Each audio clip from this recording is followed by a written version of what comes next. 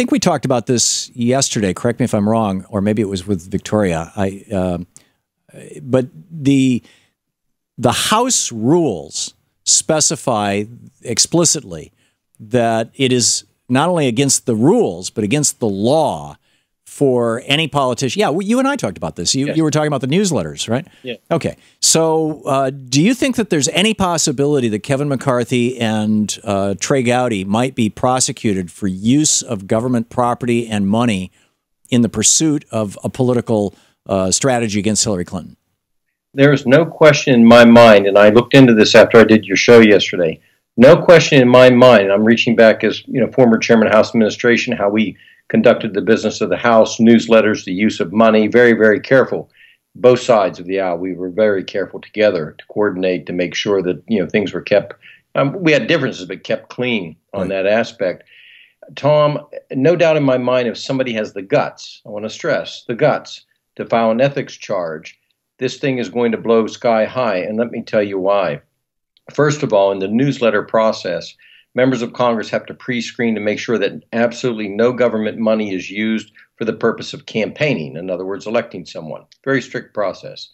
And I reread the words of Congressman McCarthy, which in fact very clearly, in order to substantiate his leadership role and what they're doing to satisfy the conservative element that wanted killer Hillary Clinton and Obamacare gone, et cetera. He says very clearly there, if you read his words, that they constituted this committee. Nobody thought she was beatable, meaning the election process, not of her ethics or emails, et cetera, but that she was unbeatable, and we drove her numbers down. Therefore, linking the process of the official committee of the House with driving her numbers down. Now, it's pretty clear cut. Also, let's look at the timing for a second. I'm going to throw a little bit of conspiracy here, but the first actual person that brought this forth about the email servers was, if I'm correct, was around 2013. And I don't know the man's name. I had it down here, but he hacked into the accounts. He was bringing public attention. In fact, I have it right here. He looked at Sidney Blumenthal's, and his name was hacker name of Guccifer was his hacker name. Right. And I don't know if you're familiar with that, but he brought that to attention. That was back in around 2009, then 2015, that the Times broke a story, New York Times, on this whole thing. While the committee with Trey Gowdy, in my recollection, was May of 2014. I think we all know that there's some type of internal communications have been made by either CIA, NSA, or State Department, to go after Hillary Clinton on some of these things. I don't think that's much of a secret. And so therefore, if you look at the timing of this, when it was first brought to the attention, which was, back in 2013, the committee of Trey Gowdy, again, the second committee after Congressman Issa, was constituted, Tom, in 2014. And then this controversy came full-blown in May of 2015. So my point to that is, if they really wanted to get down to brass tacks on this and somebody files an ethics charge, they should look at the emails, ironically, of the staff and the members of Congress to prove or not prove where there's communication about constituting this committee, and was there any mention of Hillary Clinton in those emails? I mean, what's fair for one's fair for the other. Yeah. What's good for the goose is good for the gander. That's brilliant. Do you think, it seems to me if a Democrat had said, yes, we constituted a congressional committee solely for the purpose of taking down Mitt Romney, which is illegal, then that Democrat would be being prosecuted right now by some Republican someplace. There's no doubt in my mind. You know it. And you were a Republican congressman. What do you think? Well, his words are so clear cut that it made the hair on the back of my neck stand up when I read it. I had to read it twice because, look, we all know certain things, but nobody admits it. I mean, right. You don't admit certain things. And that admission was a major gaffe.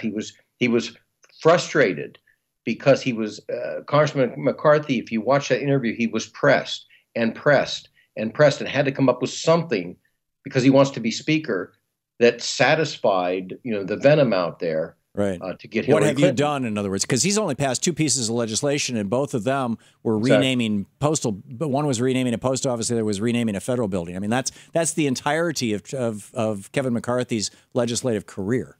Right. And he was frustrated, and he came up with this, and it was the wrong thing to come up with it. I'm just saying, putting on my old hat of House administration, if this were brought to me and I had to look it over and look at the words, I would just shake my head. Just like newsletters we had to turn down because you can't use government money to influence the election. Now, do people do it? Is politics mixed with policy? We all know that. But to blatantly come out and say that they utilized $4.5 million worth. So the process has to be what? A legislator just steps forward and says, "That's right," to John Boehner, "I want an investigation." All they have to do is write a letter, file an ethics charge. Now, let's talk about a little open secret of the Hill here. The people don't like to go to the top of the food chain because then there's the private words. You get our leader, we get your leader, we'll find something, you find something. It starts, quote, an ethics war. But the fact remains, if a member files an ethics charge and says, I believe that money was utilized, by whomever, due to this admission, I want to find out the result of that. The ethics committee has to do something with it. They can't sit on a member's request. Remarkable. So it's going to take somebody with a little bit of guts that's pretty clean because they're going to come after him with the kitchen sink. Yeah. It seems like Alan Grayson might be a perfect candidate for that. He's trying to get some publicity. If somebody doesn't do this, Senate. I'm shocked.